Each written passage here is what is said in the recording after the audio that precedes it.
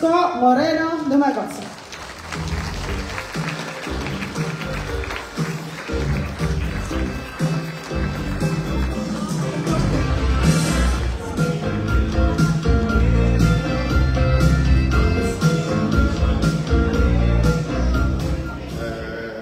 Maraming salamat sa ating minamahal na magaling na, maganda pa, pinakamagandang Vice Mayor sa buong Pilipinas. Vice Mayor Chi Atienza. To the President of Manila Prince Hotel and Manila Hotel, former Senator Attorney Jose D. Lina Jr. Our national agencies partners in today's event. Ito yung mga kasama natin na naglilingkod sa taong bayan sa national government. DOTR, PSA, National Museum, DOH, NPDC, Intramuros Administration, LRTA, CCP, DSUD, PPA, NSCP. At mga City Hall employees and department heads, at mga barangay chairman and officials, and tourism officers and volunteers ng turismo ng Manila. Si John C. Si John C. Ayun. Walang sweldo yan sa city government, pero ikot ng ikot yan sa city. And thank you very much to the person who made our logo.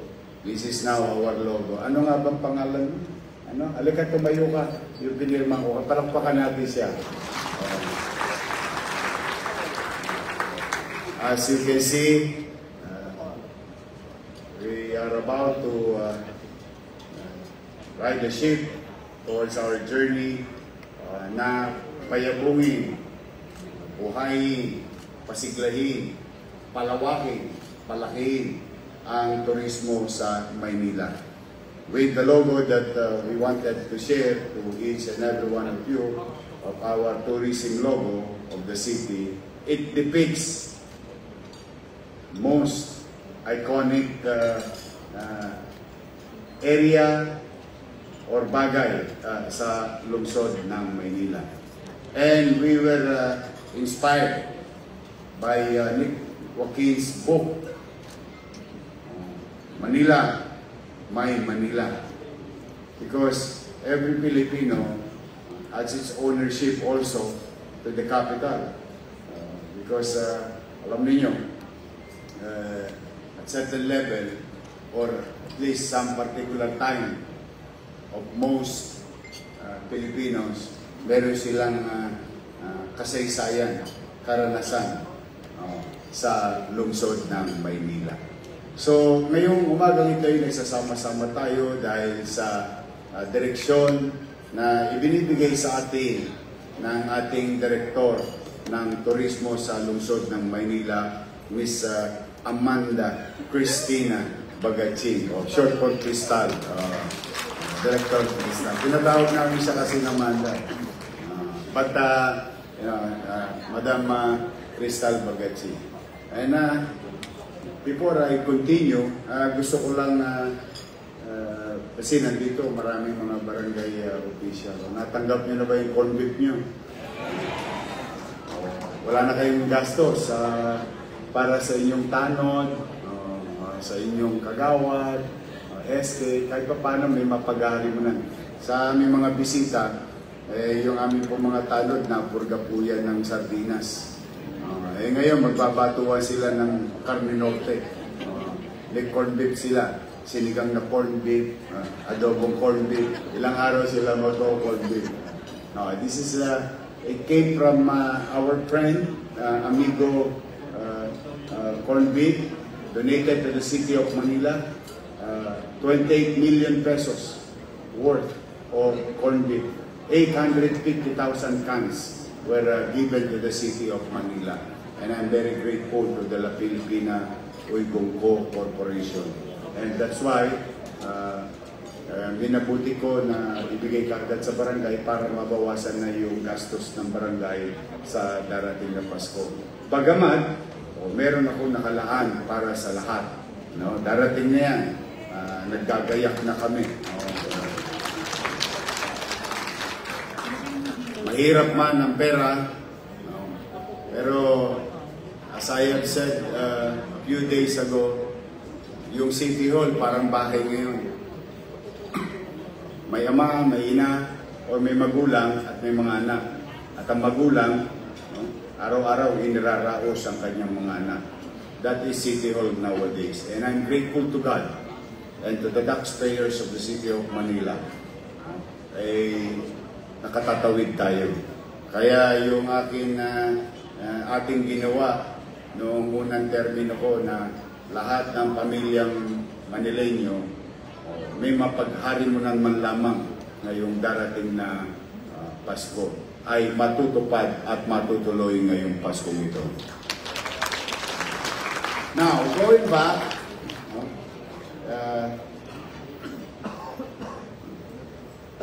Kenny Tai. O, palakpakan niya natin si Kenny Tai. Miss Kenny Tai. Siya yung logo designer natin. Thank you, Kenny. Going back, you know, when you look at by its face, no, ang Manila, parang lumang-luma. Parang pagtitingnan mo, masyado nang matagal. O masyado nang luma. But you know, there is also a saying that you can use your adversity in your advantage.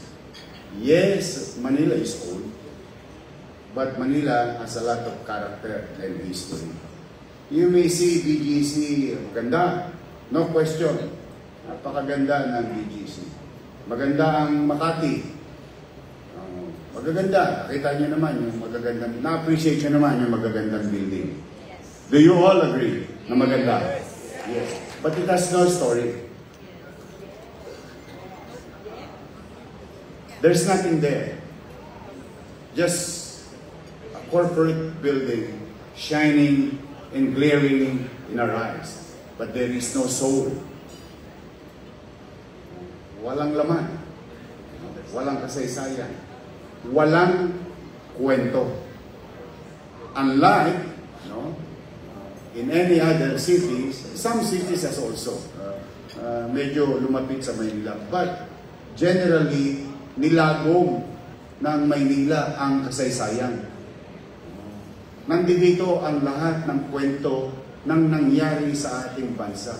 Laging bahagi, kung hindi man kasapaka ang Maynila sa kasaysayan ng ibang lugar. Kaya, these are the things, or what you call asset. Ang tawag tayo, kung tama yung English ko, non-tangible asset ng ating lungsod. We have always something to tell. Let's just say, I'm gonna tell you one thing. Today, Prince Hotel. Sino first time sa Prince Hotel dito? O kita ninyo, hindi nyo alam na nag-i-exist pala to. See, but this is a hotel since time immemorial. Yeah? These are every corner of the streets of Manila. Laging may kwento. Pag dumiretso ka lang dito sa United Nations, tanumpok mo dyan. Pagtawid mo ng Osmeña, ay Quirino. No? Pagtawid mo yan, Quirino. O sa kaliwa, Pandakan, makasaysayang simbahan. O, yung bahay, ng lumang bahay sa tapat ng simbahan. O kumusog ka lang konti, Plaza Balagtas. O yun, taga sa isto. O, di ba sa No Limit ang rin? O, so, mga kababayan, aming mga kasamang stakeholders, mga magtataguyod ng turismo sa Maynila. A good story can make money. Oh, lumindol. A good story can make money and create opportunity for the business and individuals. And the economists universally agrees already. They agreed among each other that tourism creates more jobs and businesses more jobs. In every tourist, I think there is a formula na ito'y makapagbibigay ng hanap buhay. So, kaya sa inyong mga naparito at aming mga kasama, marami tayong pwedeng ipang-anyaya sa ating mga kaibigan, kakilala, kaklase, o even yung mga friends nating banyaga. And we can bring them what? Go to Intramuros, to especially Port Santiago, to show what it is before, during the Spanish time. You bring them to Chinatown, the oldest Chinatown in the world. In fact, a restaurant located in pagbaba lang ng Jones Bridge, on your left side, you will see 1919. Today, it is called 1919 Restaurant. But it is 1919 because it is 1919 when it was built, and the first Hong Kong Shanghai Bank headquarters outside of Hong Kong in the world. In fact, I was told by the owner, even Hong Kong Shanghai Bank, HSBC, gustong bilhin yung logo na nakadepict doon sa building dahil gusto nilang iuwi. Dahil alam nila yung value of history. Yung kwento, yung halaga ng kwento. All the way. And pag gusto mo ng tela, o di magtamura ka. Gusto mo ng mga murang bilhin, ilaya. Gusto mo ng prutas, Carmen Planas. Hanggang doon sa Santo Cristo, lahat ng mani, pati beans. Yung matamis na beans ng araw ng bata tayo, yung kinakain natin. So, mga kababayan, mga kasama kong stakeholders, marami tayong kasaysayan. Now, having said that, we must also continue to build accessibility, convenience, or to make the City of Manila walkable, interconnected development by the national government, by the local government. Katulad yan, tingnan ninyo, ha? May dalawa tayong sa National Museum, may dalawa tayong museum. Sa totoo lang, pag nilakad mo yung museum, ang ending mo, Plaza Mexico, nang hindi ka pa nagko-cross ng Doton. Gilid ka lang. All the way to City Hall. City Hall, you'll see Metropolitan Theater on your left side, then you have Arroceros Park on your right side.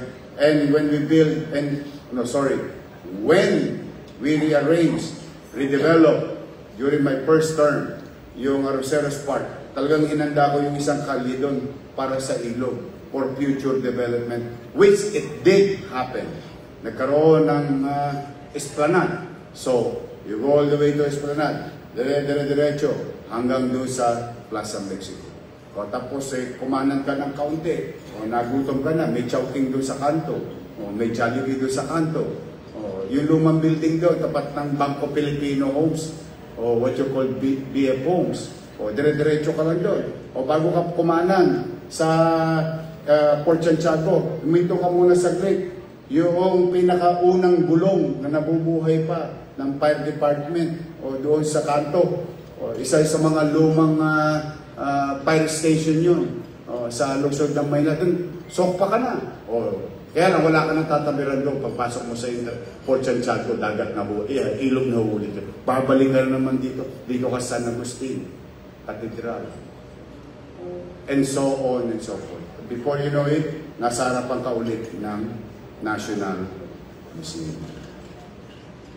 Maghapon lang yun, laylay na dila mo.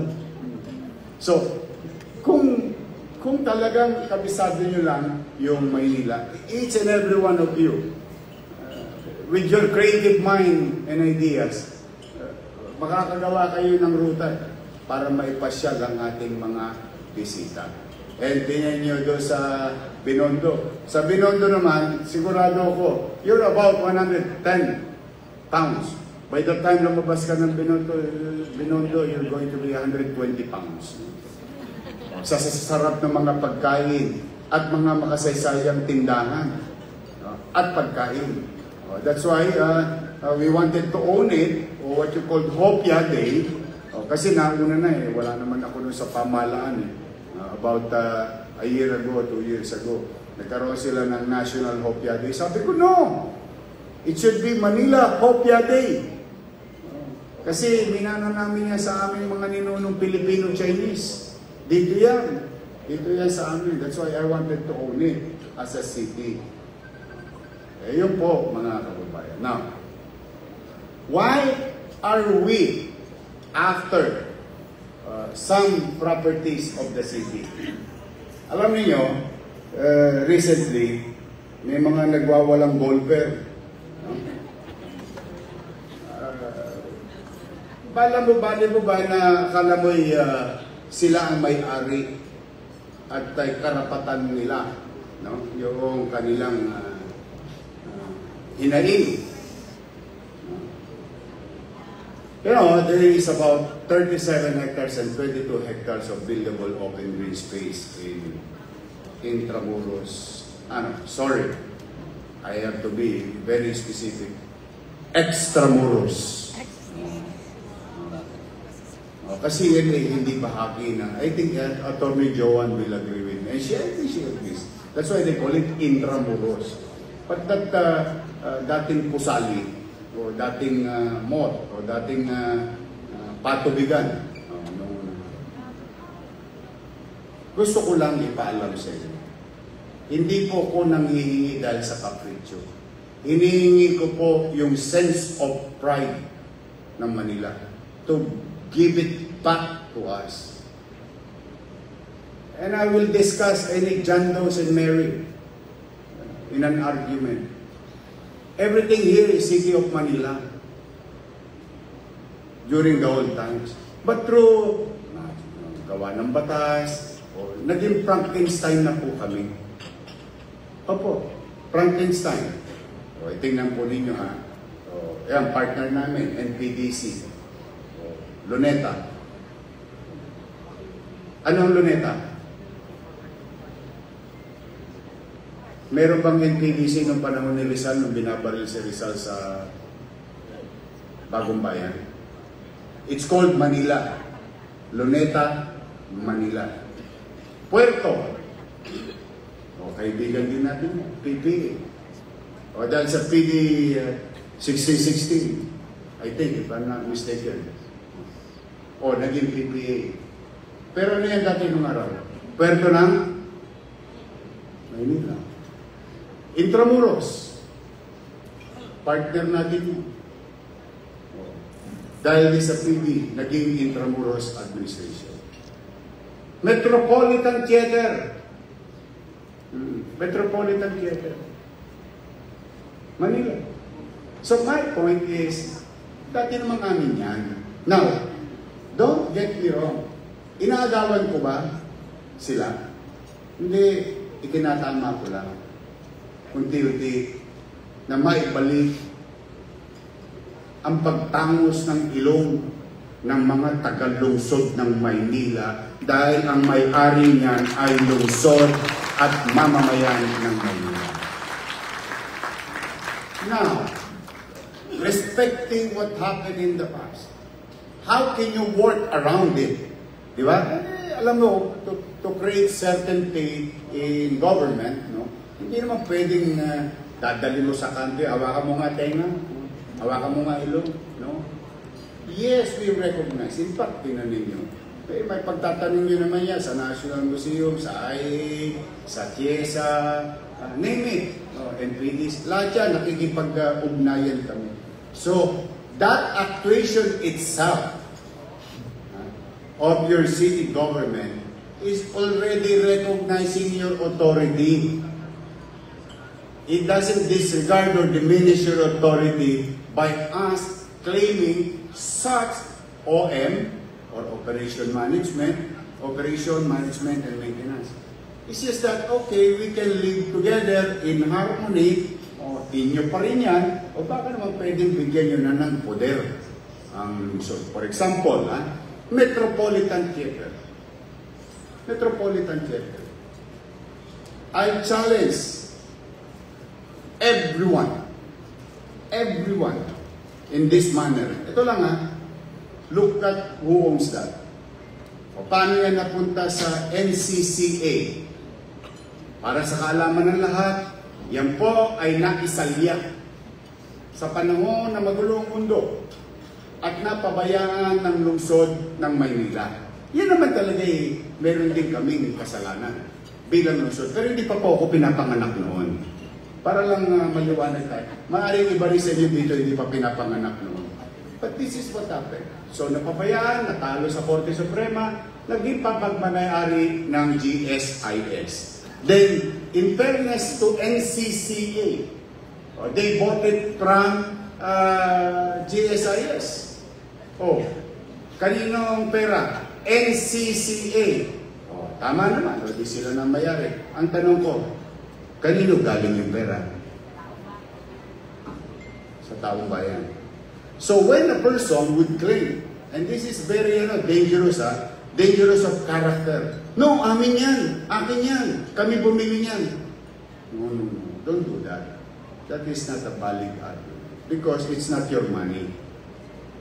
Now, what we're after, tingnan ninyo kung gaano kami kabait. Sa totoo lang, gusto ko lang talaga. Kasi nga, this is about, tourism is about holistic approach. National agency, organization, private sectors, local government unit. What we're after is that, tingnan ninyo ha. Halimbawa, I will, which I did for so many times. Gusto ko makapanood naman yung mga mahihirap namin kababayan ng Philharmonic. O saan ko ginawa? Sa kalsada. O hindi ba sa kalsada ko ginawa? Sa Cartilla. Okay naman yun. But there is, kami pong mga artista, deep inside us, meron kami tinatawag na yabang. Yung one for the book namin, yung iyayabang namin sa aming sarili, nakapag-perform ako sa Metropolitan Theater. Ano yan? Pangarap yan ng mga artists. Ay, tanong niyo si Lubiloso kasi nilad niya yung Metropolitan Theater. It's a sense of pride as an artist to play sa makasaysayang Metropolitan Theater. The president na, I was in the car yesterday, pagtingin namin, ano tingin mo nito? Sabi ko, Mr. President, okay na, ang NCCA na may-ari, okay lang. Ang amin lamang, kayo po, Mr. President, sabi ko, meron kayong CCP, ang national government, meron kayong PICC. Ito naman sanang maliit ng Hotel 8, baka naman pwede naman kami mag-manage to develop our children,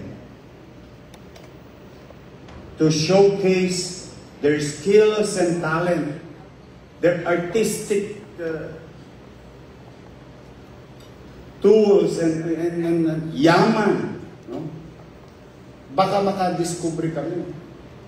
Si Freddy Aguilar, kung di ako nagkakamali, isa dyan sa nag-discover yung kantahan nung araw na ginawa sa Met. If I'm not mistaken. See? So, sila pa rin mayari. Ano naman kami? Total, marami naman kayo doon. Masama bang hingin ko yun? Ito, sino taga Maynila? Taas ang kamay, taga Maynila. Taas yun lang kamay nyo. Taas yun lang. Masama ba namang hingin ko on your behalf? Yung dating atin at hindi ko nahihingi yung pag-aari. Ang akin na lamang, may magamit tayo. So mapapansin mo, Attorney Joey Lina, Senator, we're not after who owns it. Ano lang yun, yabang lang yun. What we're after is that sana magkaroon din ng opportunity ang Manileño, ang mga batang Maynila to have such jewel. Ngayon, now tatawid ako ngayon dito sa nanggigigil na mga golfer, pero sa totoo lang, mga taong gobyerno po yun, nag-golf doon ng alas 3 ng hapon, hindi pa tapos ang opisina. Pag pinilit-pilit nila ako, picturean ko sila lahat doon, ipakita ko sila sa publiko. Nagkagalaiti sila na bakit daw gagawing park? Tingnan yung argument tingnan yung argument. Talagang alamaan na tamang taong makasarili. Sabi, dami-dami nyo ng park. Luneta, park. Arroceros, park. Oh, bakit pala ko gagawin park yung Intramuros golf course? These are, sorry ako, sometimes I call a spade a spade. Selfish comments. Akala mo bang wala silang mga anak?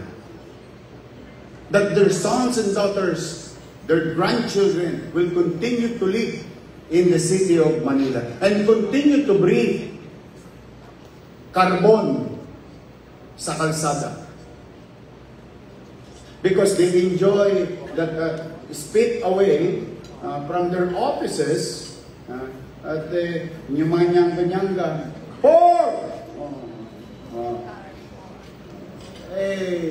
Sa akin lamang po. I don't want to offend anybody. But when you put up an argument, you make sure, lalo public domain or public property, you always look at the bigger picture. Bigger picture or biggest chunk.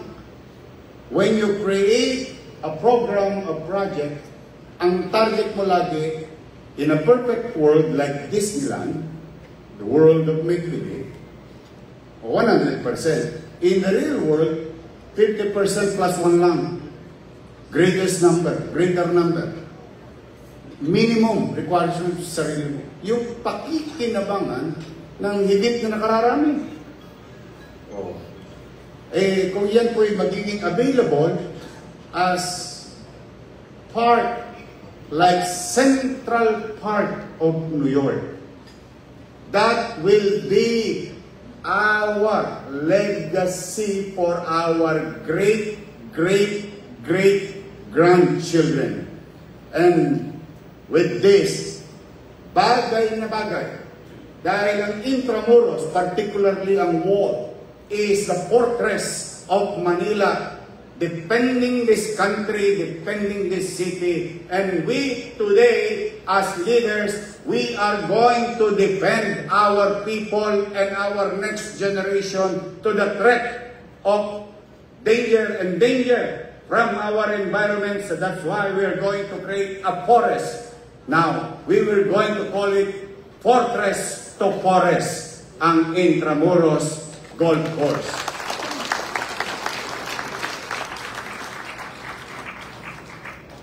Tingnan ninyo naman, baka naman Yorme, ikaw naman, kapritsyo lang yun. O, titingnan natin kung anong itsura. Kung ano yung inilaan ng... Remember, I did not do this alone. I was with international group, particularly the country that I believe that can be Manila, Singapore. The people of Singapore. Some assets of Singapore was utilized to design the entire 22 of 37. Papakita ko na lang pictures, wag na yung flood control. Kasi baka may skandalo pa kayo.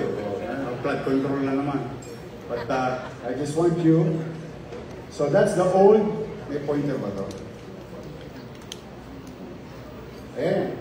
Ayan ang pagkakatatag ng Intramuros. So I'll make you slides. Ganyan sa dati. No? Ito na yung flood control.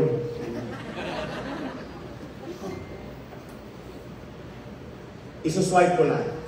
Use your imagination. Because as we speak, the DED is being done. What you call detailed engineering. But the master plan is what you're going to see today. See?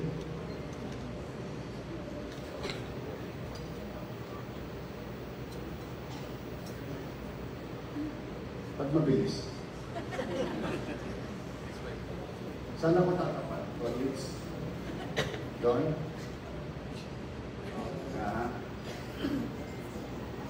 Tingnan nyo to. Very particular ako sa design. See guys? Okay lang. Ayoko mag-lecture. Ang parang professor na dating. I just want you to have a glimpse of why are we dead set doing this. You see the left side of the screen. Tubig. Tubig, ano? Pagka tag-araw, ayan yung tsura niya.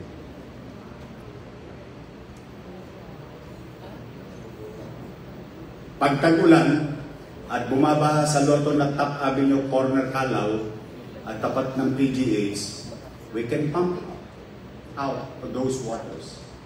Lalo na, alam niyo yung isang pinaglalala ko itong nakaraang baha. For the first time, pinasok yung San Agustin Church. Alam niyo yung tinawag sa akin ng pare na yung aking dalawang barangay tanod, bumunta rito sa nervous ko. Kasi imagine yung century-old materials existing inside that cannot be replaced. Talaga, kaya maraming salamat kay Arnel. Napadala ka agad ng pump. Just imagine, those are one of the threats that we have faced already.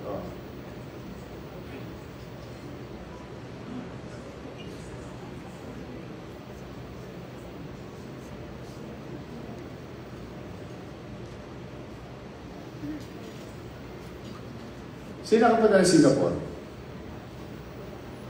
Nakapunta na kayo sa likod ng Marina Bay? So nagkakaroon na kayo ng idea. Naglakad kayo doon? Nagbayad kayo, no? May entrance, ano? Pero pupunta tayo. Samantalang pinaglalaroan lang natin ng palaka ng araw yung mga ganyan. But, you know, the magnet to go as tourist, then you pay. Tapos papawisan ka, kalakad. Nagbayad ka na, pinapawisan ka. These are the same concept.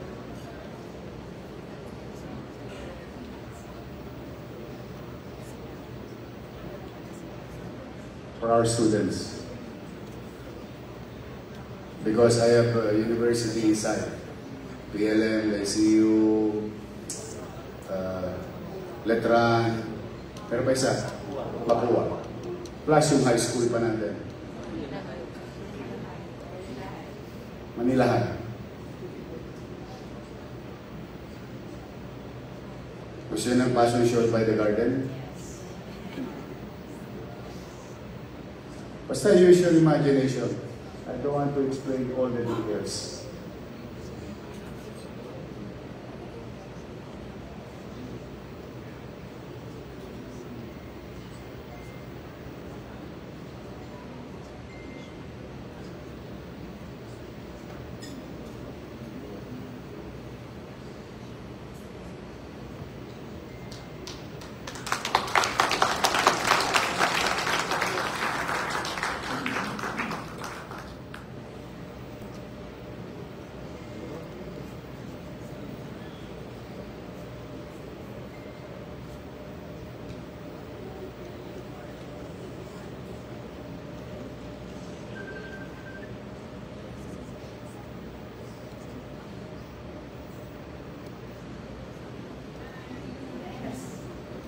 Kasi I made a commitment to Intramuros administration.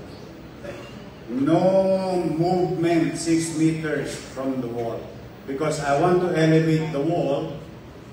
Tingnan nyo, kung ako nasa Manila Hotel, looking down in Intramuros, with all the forests, gusto ko yung wall city lumulutang sa gabi. Kaya, walang galawan sa gilid at may uplight, you know? It's like in Paris. O nga pala, oops. Paano mag-back? Teka, paano mag-back? Papakita lang ako. May regalo ako sa mga golfer.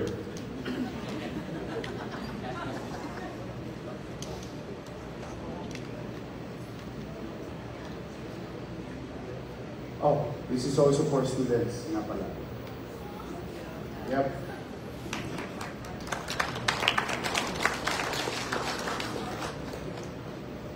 Saan yung golf course? May golf course yun. Basta sa patting ball. Sayang naman. Makapag-pat pa rin sila. Anyway. Okay na. Sige.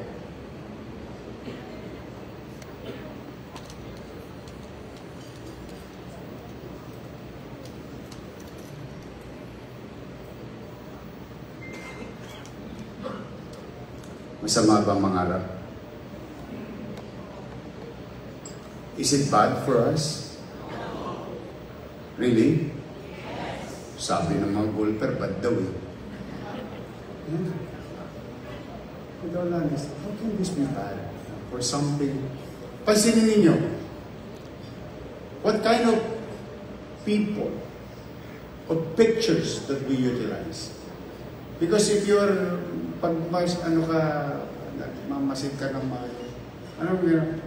ordinary people, across sector, mahirap, middle class, mayaman, can now utilize open green space for the next generation.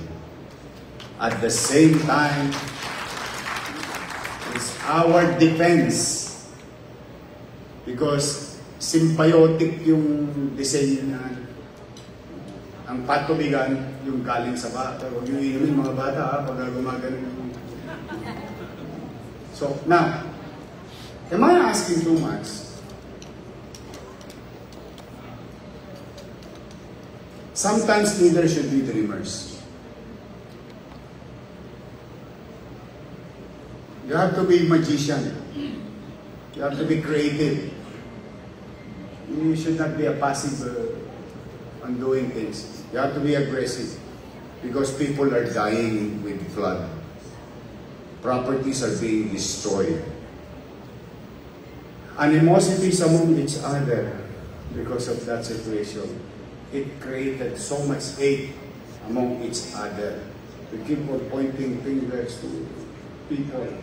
Now, let's always, sabi ko nga, adversity in our advantage. Yung pagsubok natin, gamitin nating bagay na makabubuti para sa lahat. Now, I have no quarrel with the golfer. I'm a golfer. I stop. Marami na kasi ngayon na pagulong-gulong na yung bola ko. Wala naman akong practice. Wala akong time. But, even golfers, I mean, yung talagang praktisadong will not play there. Kasi short course yan eh. It's supposed to be parang leisure lang ng mga ilan. So I have nothing against them. Let's do this. Ang dami namang golf course sa Laguna. Ang gaganda pa eh. At kung saan pang iba. Let's give this back to my youth. Now, moving forward, to brighten up your days. Magagawa ba natin to? Pumayag lang ang national government. Pumayag lang sila. Why? As I have said kay Senator Lina, may mga batas na nagawa sa lumang panahon. Yung iba'y dumedede pa lang ako, yung iba'y hindi pa ako tao, at yung mga batas na yun ay nag-exist at epektibo pa magpasan hanggang ngayon. Pero itong mga kautusan at batas ay maaaring baguhin ng partikular na liderado. Kung hindi ipagdadamot ng mga ilang ahensya na maibalik sa mamamayan at pangkalahatan. So, not until they agree, we Manilans will continue to swim sa Agua de Mayo, Hunyo, September. Because I don't think with the mess happened to us all over the country, the flooding. Alam niyo ba hanggang ngayon yung mga taga-Paco?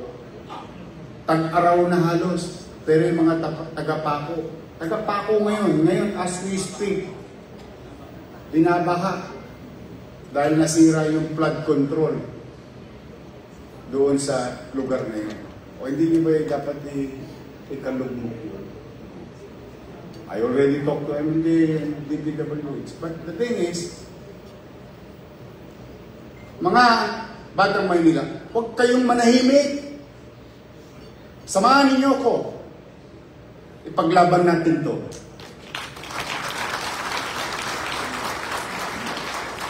May kasabihan, ang pananahimik mo ay pagpayag mo.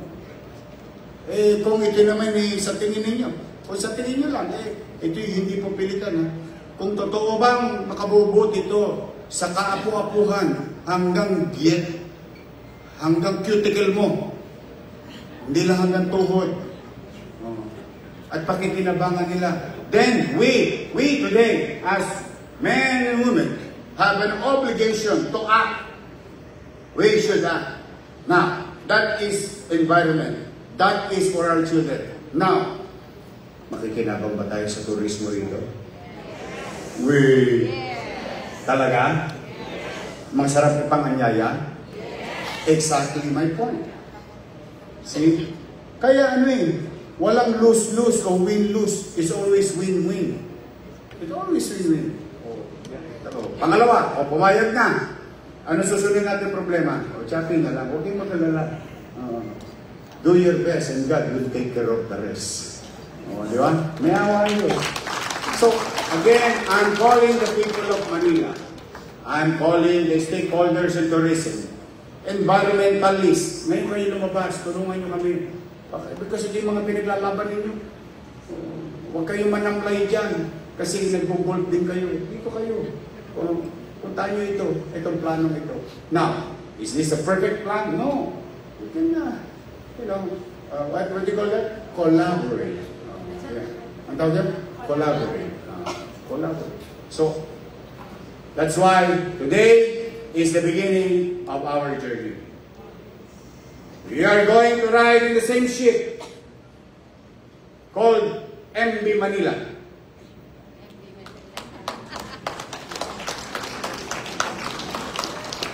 And that journey, ang tutunguhin ay mapaunlad, mapalakas muli ang turismo sa lungsod ng Maynila. So I wish you all the best. Merry Christmas. Let us not hate each other and let's be reminded of our parents' payo. Yung payo sa atin ng mga magulang natin. Ang diwa ng Pasko ay dalawa. Pagbibigayan. Nagbigay na ako. Pagbibigayan. Kung may sobra kang kaunti, share. You put a smile in the face of another human being. That is the diwa ng Pasko. Pangalawa, pero pinaka-importante. Especially today, yesterday, last week, at simula ng bumagyo. Sabi, pagmamahalan. Manileño, let's stop hating each other because of the situation. Let them pay the consequences of their actions under existing laws. Yung mga nakisapakat na yan sa flood control, papanagutin natin. Hayaan natin na tumakbo ng maayos ang batas. But we should not halt. We should not stop. And we should stop hating each other. Walang niya ka, kulay ganito ka. Kulay ganyan ka. Kulay. Anong kulay? Isa lang kulay natin, kayo manggi. Medyo tisoy lang ako. Same color. Pilipino. Kaya, ngayon na natin ipakita, tinuruan na tayo ng season, binigyan na tayo ng pagkakataon na stop blaming each other because of mere association. Why? Will you gain from it? No. Matotoxic lang ang buhay mo. Kaya tinakikita mo yung kinainisan mo. Makukonsumi ka lang. Bakit mo kukonsumin ng sarili mo? No. This season, I encourage each and every one of you, people of Manila, at least dito, man lamang sa Kapitolyo ng bansa, dito may kapwa-tawad. Dito marunong magunawaan. At dito, kahit na kami iba-iba ng paniwala, may respeto kami sa kapwa namin, Pilipino. At mahal namin ang isa't isa dito sa lungsod ng Maynila. Yan ang ipahiral natin sa Paskong darating. And continue to pray that God will provide that sun in the Eastern Board will shine again in the city of Manila come 2026. Magandang araw, pagpalain nawa kayo ng buong may kapal. Manila! God first. Thank you.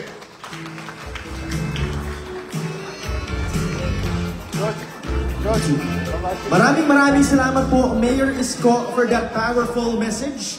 At bago po tayo magpatuloy, we would like to request a photo op with Mayor Isko, Vice Mayor Chichi, and Miss Crystal Bagaching with the Biodev Incorporated.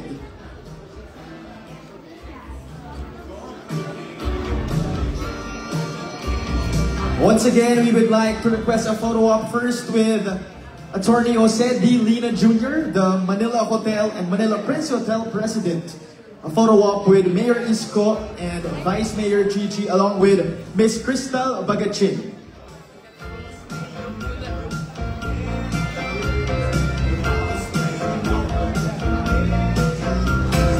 And again, that message coming from Mayor Isko was truly powerful.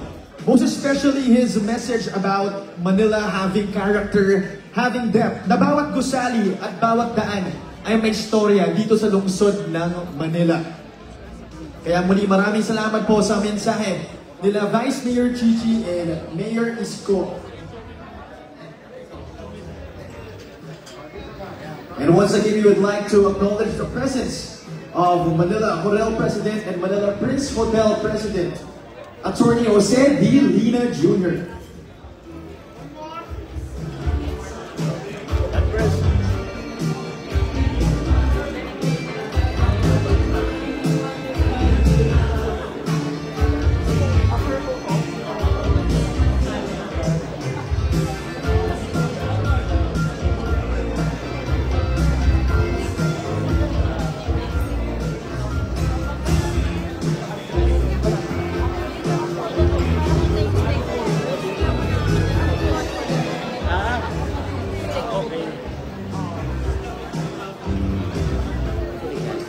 Moving on, we would like to invite Biodev Incorporated for a follow-up with our city official.